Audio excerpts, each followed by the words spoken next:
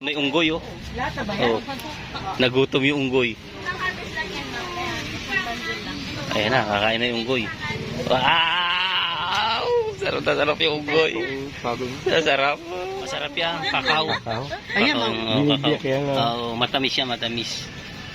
Napakaraming mabibili dito. Dito lang yan sa may Antipolo, oh. Okay, sarap Ayan. dito. Oh. Antipolo, mamimili kayo mga sariwang prutas at gulay, ano. Yan, yan. Ayun yung mga chikong masarap. Kagulay. Kagulay. Parang walang saging sa atin eh. Oh. Gaganda saging ano. May pure honey. Magkano 'te ang honey? 100? Ah, 300. At pure nga to. Mamahalin eh. Sigurado nakakalasing to, pure eh. Nasa buti ng gin eh.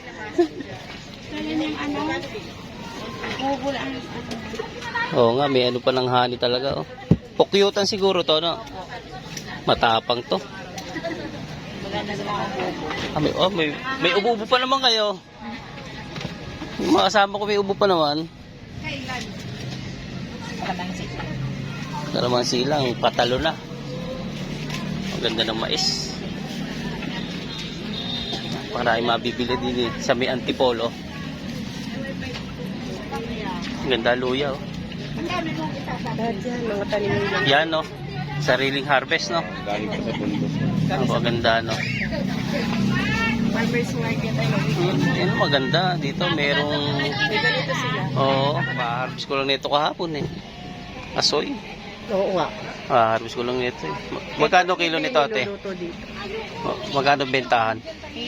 80. Oh, maganda rin pala ang presyo ng kasoy. Dapat pala dinala mo na lang dito yung inaharvest. Hindi, kukunti lang yung kasoy ko, eh. Meron din makopa, oh. Ito. Anong tawag yan? Ay, yan ay bukong maliliit. Ito? Hindi, parang makopa rin yata to.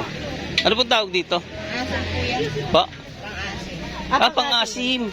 Ito yung, may tawag dito, ano? Ang tawag din?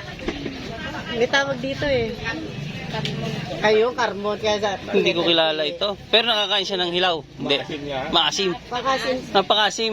panlagay sa ano? Sa isda. Ah, sa isda. Try natin, dilita. Magkano kilo? 80. Grabe, no? Nahanap ko lang yun eh. Ha? Bando. Pero sa Mando. Oo. Asan? pala.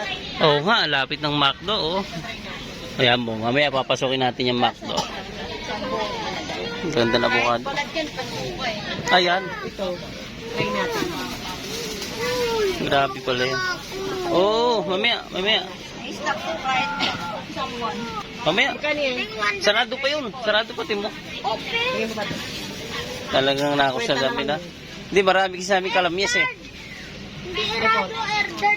Ang dami. Ang ganda ng gulay. Luya. Dahil magkano luya? 120. Maganda rin pala ang presyo ng luya dito. Ay, oo. Lang kami, kaya kami. Ano na uli ngayon? Prepare na uli. Tatanim din ako yan. Oh, Daddy. Oh. Nanay ko ba tindahan niya sa Open. Oo. Open na na. Oo. Morning, gulay.